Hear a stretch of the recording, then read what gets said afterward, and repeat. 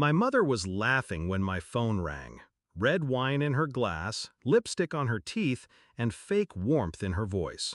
It was her 60th birthday. The house was full. Everyone pretending.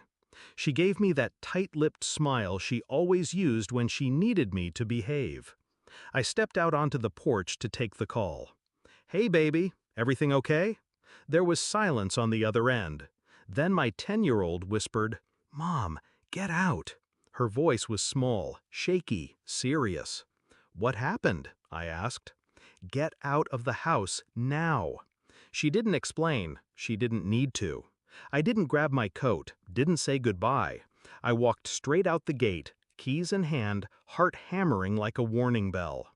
By the time I reached the car, I saw my brother step out onto the porch behind me. Watching, phone in his hand, smiling. That's when I knew. 3 months earlier, I'd moved back in. It was temporary, I told myself. My divorce was messy, the custody battle messier. Lawyers drained me dry. And my mother, suddenly full of concern, said, "Come home, we'll take care of you." I should have known. The way she said "we" always meant I was outnumbered. At first, everything seemed manageable. She made me tea in the mornings. My brother drove my daughter to school when I was stuck on court calls. But there were signs. One night I came home and found my laptop moved. Another, I caught my mother in my room pretending to air it out. Passwords started glitching. Messages unsent. Bank accounts missing $200, then $600, then $1,000. My ex suddenly showed up with screenshots he shouldn't have, emails I never wrote, accusations I never imagined. He filed for full custody a week later.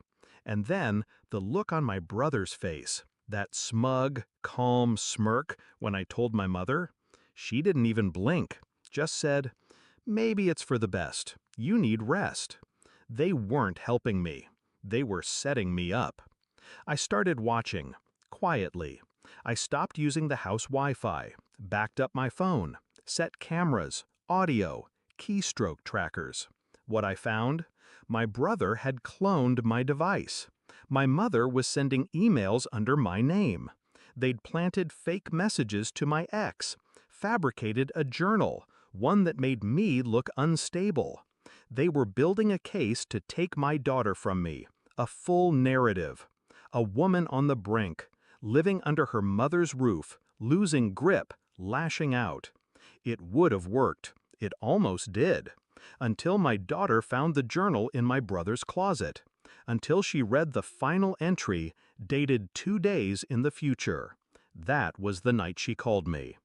After I drove off, I called a friend, an ex-IT analyst I once helped through a rough patch. He owed me.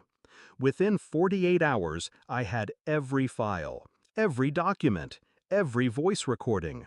My brother talking about getting me committed. My mother laughing, saying, "She won't fight, she never does." They didn't know I'd stopped crying years ago. I moved fast. First, I went to my lawyer, filed a restraining order, turned over the recordings. We filed a countersuit, not just for custody, but for conspiracy to defame. Then I drained the joint account they forgot I had access to, moved it all to my daughter's education fund.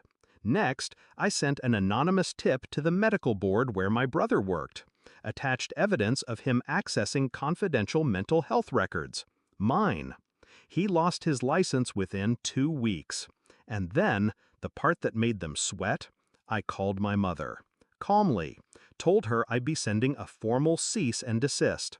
Told her if she or my brother ever came near my daughter again, I'd open a criminal case. Her voice cracked. She asked, "What are you talking about?" I said, "The journal, the emails, the plan. I know everything." Silence. Then, "It was just to help you. We thought you needed intervention." "No," I said, "you needed control, and you lost it." 3 months later, they showed up at my door. Both of them wilted, apologetic, begging. My brother's eyes were bloodshot. My mother looked smaller somehow, like her spine had given out. They wanted forgiveness, to rebuild trust. She said, "We're still family." I let them speak. Then I handed them a single envelope. Inside, a copy of the court ruling.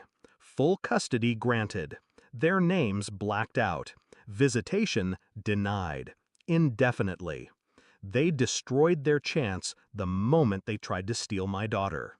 They thought I'd crumble. They forgot what I become when cornered. Now, my daughter sleeps peacefully. We laugh again. I cook in silence, no eyes watching, no lies circling overhead. The journal sits in a safe. I read it sometimes, a reminder of who they thought I was, and proof of who I really am. I didn't burn it. I want it to last. Let them remember.